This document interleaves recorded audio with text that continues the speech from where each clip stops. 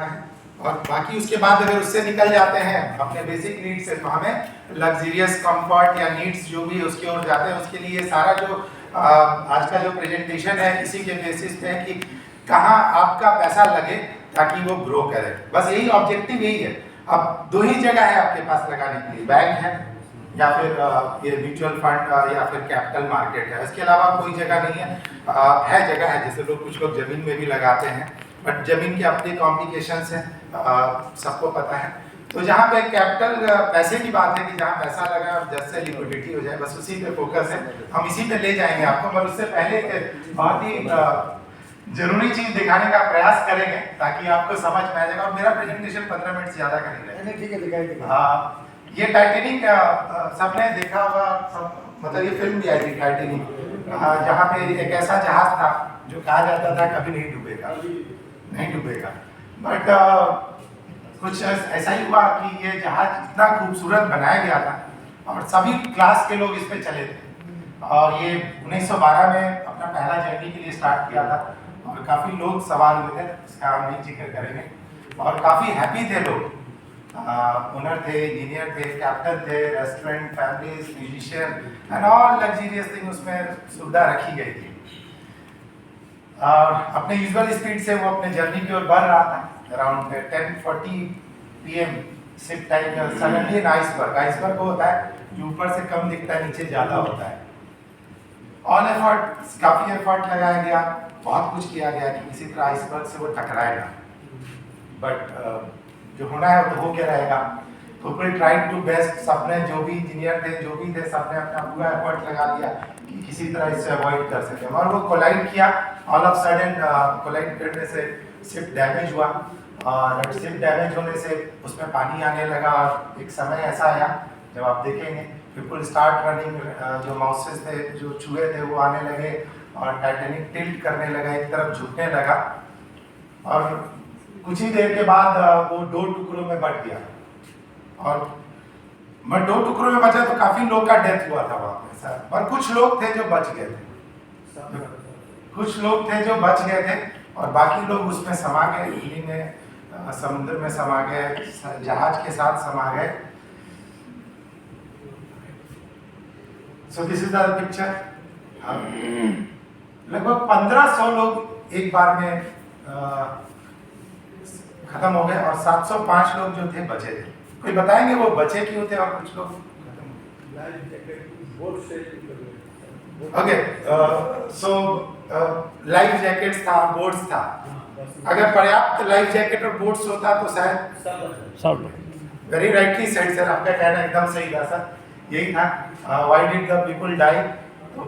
इसलिए था sufficient number of life boats were not available on that ship. सब कुछ बनाया गया, सारी सुविधाएं रखी गई और सेफ्टी को नजरअंदाज कर दिया गया, क्योंकि ये सोचा ही नहीं गया था, कल्पना ही नहीं किया गया था कि कोई ऐसा समय आएगा कि इस तरह की घटना होगी और जहाज डूब भी सकता है।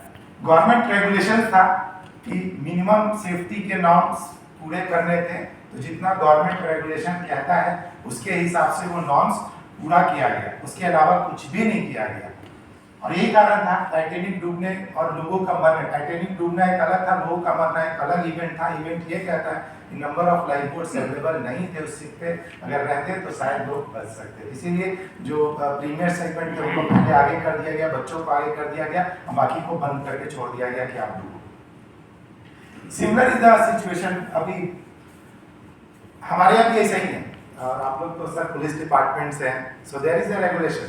जैसे सबके पास कार और बाइक है ना sir, everybody has a car and bike. जब हम कार और बाइक लेते हैं सर तो जाते हैं शोरूम, आप ये सारे करते हैं और उसके साथ एक कंपलसरी चीज अवेल करते हैं, क्या है सर? इंश्योरेंस। बिना इंश्योरेंस के बाहर आता है गाड़ी आज की डेट में नो। तो सर अगर हम आपसे एक सवाल करें कि सिर्फ और सिर्फ आपको अपने कमाई से कार या सिर्फ बाइक खरीदना है तो अपने जीवन काल में कितना बाइक खरीद सकते हैं? Any numbers? कुछ भी बताइए। सिर्फ अपने सैलरी से सिर्फ बाइक खरीदना है सर, सिर्फ बाइक खरीदना है। मतलब है कुछ लोग शौकीन है, धोनी है, बिल्कुल 2-3 सिर्फ। अगर मेरा सैलरी से ना तो साल में तो 4 खरीद लेगा। नहीं, सिर्फ बाइक खरीदना है। और अगर liability it's imaginary figure, liability को छोड़ देते, सिर्फ बाइक खरीदना है। और correctly said liability is there, हमारे उस पे डिपेंड करता है कौन सी बाइक है। होंडा 10-12 कह सकते हैं। Okay, coming to the point, जो चीज दोबारा हम इस धरती पे ला सकते हैं उसके लिए इंश्योरेंस भी कंपलसरी है। जो चीज एक साल में हम 12 खरीद सकते हैं उसके लिए इंश्योरेंस भी कंपलसरी है, गवर्नमेंट रेगुलेशन भी कंपलसरी है। अगर नहीं रहेगा तो चालान कट जाएगा, करता है ना सर। मगर गाड़ी को कुछ होगा तो मिल जाएगा, मगर ज्यादातर समय गाड़ी बच जाता है, उस पर बैठा हुआ व्यक्ति को कुछ होता है तो क्या होता है सर? सवाल यहाँ है। रेगुलेशन तो है कि भाई गाड़ी का होना चाहिए, या थर्ड पार्टी मिनिमम यही ना, थर्ड पार्टी रहेगा बच जाएगा। गाड़ी का भी मतलब को सामने वाले को लगे तो उसके लिए, बट उस पर बैठा हुआ व्यक्ति उसको कुछ होता है तो क्या होगा? आपने सही बोला सर, लाइबिलिटी है। यहाँ बैठे हुए, इनफैक्ट मेरा सोर थ्रोट है, आवाज का अभी डॉक्टर ने रेस्ट किया है, but due to my responsibility मेरे को आना पड़ रहा है। ओनली एक्सीडेंटल, अगर एक्सीडेंट से डेथ होगा तो गाड़ी के साथ जो भी इंश्योरेंस या कार के साथ होता है पर्सनल एक्सीडेंट होता है। If accident due to an accident, that's all, उसके अलावा नहीं। द क्वेश्चन इज दैट यहाँ जो भी बैठे हुए हैं, चाहे हम हो सर आप, we all are income generating machine for our family. हम है या नहीं है सर? कोई ऐसा कह सकते हैं कि नहीं है? अगर हम यहाँ मेहनत करते हैं या हम खड़े हैं, खराब आवाज की वजह से भी खड़े हैं, हमारा फैमिली है, ड्यूटी करना कंपलसरी, अदरवाइज एलओपी पे जाएंगे, लॉस ऑफ पे पे जाना पड़ेगा। छुट्टी खत्म हो चुका है कोरोना, तो उसके बाद उभरे थे तो सभी लोग इनकम जनरेटिंग मशीन है अपने घर वाले के लिए। कोई ऐसे व्यक्ति हैं जो नहीं कह सकते हैं? हम यहाँ काम करते हैं तो हमारे घर वाले अच्छे से, तो गाड़ी का इंश्योरेंस तो समझ में आया, तो सर हमारा क्या, इस मशीन का भी तो प्रोटेक्शन होना चाहिए ना सर? कितनों के पास है सर? हाथ उठा दीजिएगा बस। LIC तो हम लोग कराए sir, now coming to the point, एकदम LIC कराए sir, very good sir, LIC होना भी चाहिए। Life insurance corporation is not providing insurance. मेरा ऑफर हो चुका है। हां, मेरा ऑफर हो चुका है 1,86,000। अरे वेरी गुड सर, आप एकदम। अब एक बात बताइए सर, अभी नया कार किसी ने खरीदा है सर यहाँ पे नया, या बुक किया है एक साल में? कोई व्यक्ति? अरे सर ऐसा मत बोलिए, कार तो अभी बुकिंग होने का समय आ गया। 2 साल में सर कितने का लिया है सर? 15 लाख का। इंश्योरेंस कितना कराया सर? नहीं, उसका वैल्यू 1 लाख का कराया है क्या? गाड़ी का वैल्यू 15 लाख का, तो उसका इंश्योरेंस कितना का लिया आपने? 15 लाख का लिया, 1 लाख का आप ले सकते हैं। 15 लाख सर, तो आपका वैल्यू है, आप मशीन है, इनकम जनरेटिंग मशीन है, आप तो पैसा कमाने वाला मशीन है। वो तो पहली बार कराएगा तो उतना ही होगा ना। अच्छा, 15 लाख होगा सर। गाड़ी का वैल्यू जो दोबारा आ सकता है उसके लिए 15 लाख का कराना जरूरी है, और 61,000 रुपया देना भी जरूरी है। और गाड़ी को कुछ नहीं हुआ तो सर मांग लिया इंश्योरेंस कंपनी से, भाई 61,000 हटा दो। मांगना चाहिए ना कि गाड़ी को तो कुछ नहीं हुआ, मेरा गाड़ी तो अच्छा से 61,000 रुपया मांग लेना चाहिए यार। 2 व्हीलर का 3,000 या 2,000 लग का वही लौटा देना चाहिए कंपनी को, ऐसा तो होता नहीं। We happily give that. और इनफैक्ट गाड़ी का तो हम लोग खोज के कराते हैं, भैया कहाँ वहां से पकड़ के उसको करा दी, ऐसा ही होता है ना सर? 2 व्हीलर से ऐसे ही होता है, आप लोग का तो हो जाता होगा। हम इंश्योरेंस कंपनी में फिर भी 2 व्हीलर्स का कराने के लिए रिक्वेस्ट करना पड़ता है। Small cap, now coming to the agenda, अगर हम सर की बात करें सर, जी कि इन्होंने 15 लाख का गाड़ी तो 15 लाख का लिया है, आपकी बात करिए LIC के कराइए बता रहे थे। LIC कराए नहीं 1,86,000 कराओ। हाँ सर, आपने बोला 1,86,000 प्रीमियम देते हैं, इंश्योरेंस कितने का है? सवाल ये उठता है कितना? एक करोड़ का किराया में बताइए। अच्छा, 1 करोड़ का किराया लग रहा है। ठीक है कि है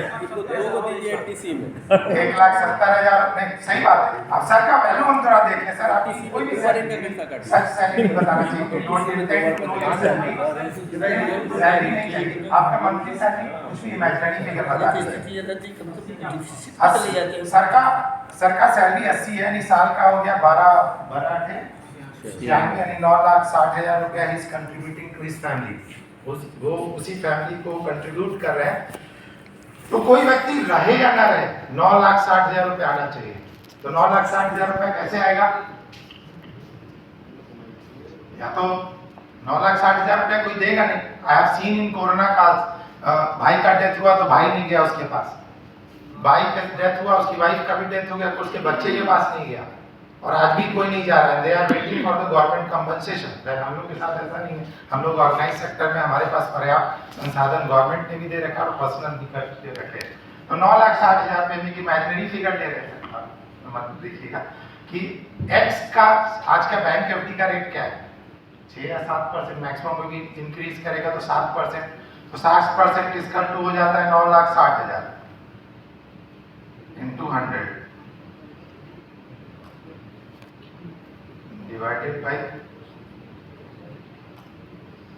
यानी 1,37,00,000 का इंश्योरेंस कवर इनके पास, सबके पास होना चाहिए था। आई होप कि है आपके पास 1 करोड़ का है, but how many of us have this much cover?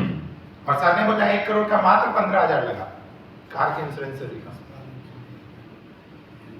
1 crore का 15,000 रुपया देते, 15,000 देते हैं ना sir. 1 crore his protection is for anything, death, disease, disability, किसी से भी डेथ होगा, नॉट ओनली एक्सीडेंट का तो बहुत कम हो जाएगा। साल में है कि मंथली है? केवल रिस्क कवर करता है क्या 1 करोड़? 1 करोड़, हाँ रिस्क कवर, एक्सीडेंटल पॉलिसी है नहीं रिस्क, क्या? Death any death. देखिए रिटर्न पॉलिसी में तो 1 करोड़ 15,000 प्रीमियम हो ही नहीं सकता।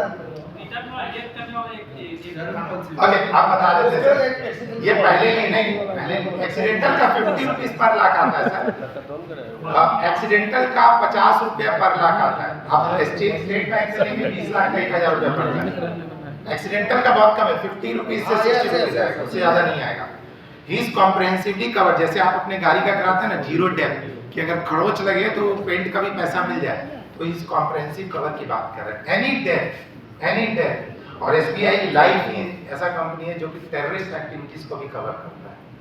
नो अदर कंपनी में क्या स्कीम है बताइए? वही बता रहे सर। हमारे टर्म प्लान, फर्स्ट जरूरत है आदमी को टर्म प्लान।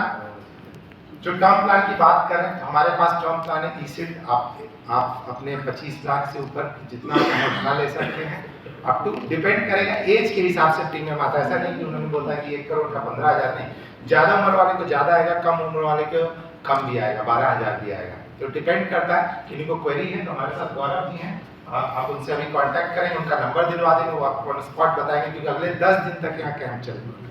पहला टर्म प्लान। दूसरा जो हम बता रहे थे, गाड़ी का इंश्योरेंस का पैसा नहीं लौटता है अगर नहीं कुछ हुआ, मगर हमारे पास प्लान है कि अगर आदमी को कुछ नहीं होगा, ऐसा टर्म प्लान है तो पूरा का पूरा प्रीमियम हम लौटा देंगे मैच्योरिटी पे। उसका नाम है स्मार्ट स्वाधन प्लस। गौरव जी बताइएगा, इसमें ऐसा है कि हम अपना टर्म प्लान लिए, इसका नाम है स्मार्ट स्वाधन प्लस, नोट कर लीजिएगा, गौरव जी बता दीजिएगा, उसका ब्रोशर दे दीजिएगा। स्मार्ट स्वाधन प्लस कि अगर हमें कुछ नहीं हुआ तो जितना प्रीमियम मैंने दिया है वो सारा एट द टाइम 60 या